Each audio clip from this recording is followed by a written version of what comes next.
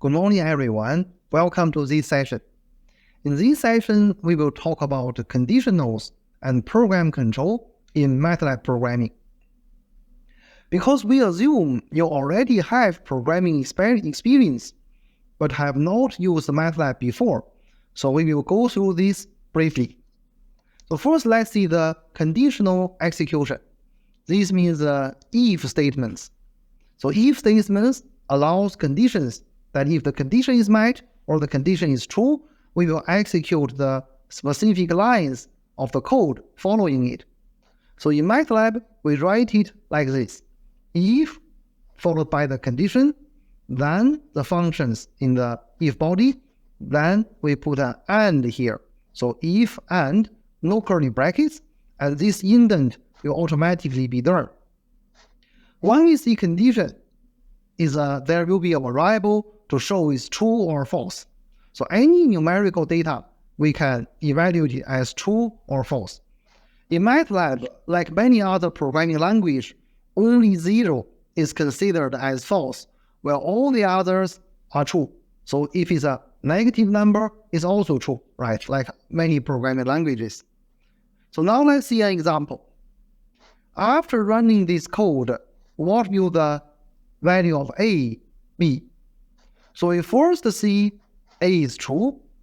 We say A is true. So this true means that if you look at the workspace, you will find a logical variable A appears, and the value is 1. So it's true.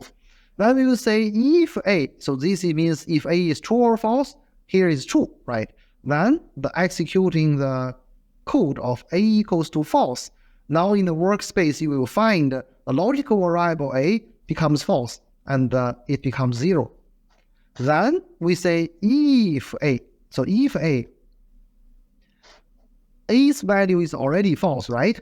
So because this is not true, so this line will never be executed. So the value of A stays to be false. Right? So this is the example.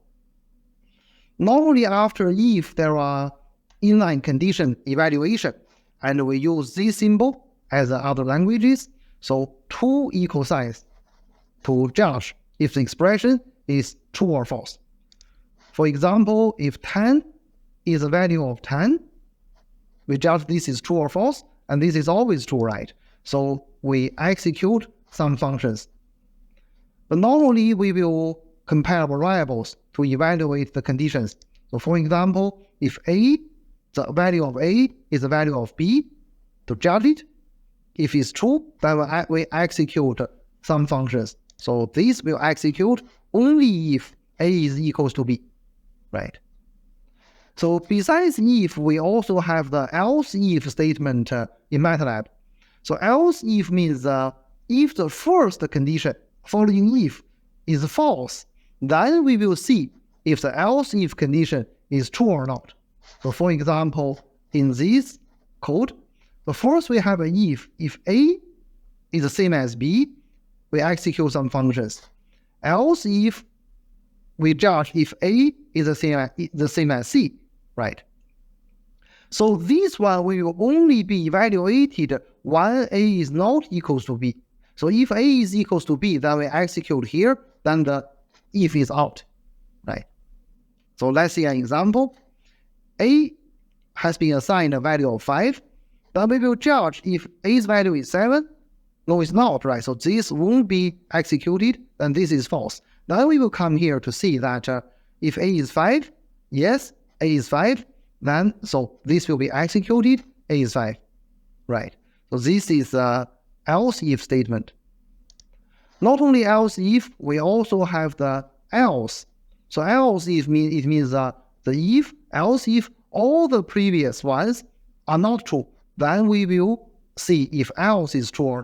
Then if all the things are not true, we will execute the things after the else, right? So we can see that for this example, if A equals to B, some function, else if A is equals to C, some function, else. So this else means A's value is neither B or C, then we execute this one, right?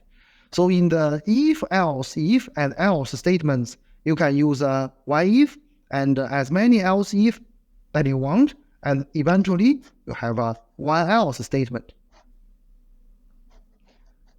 Normally, for the condition, there's not only one condition, and could be several of them. So MATLAB also uses the AND and OR logic to combine them.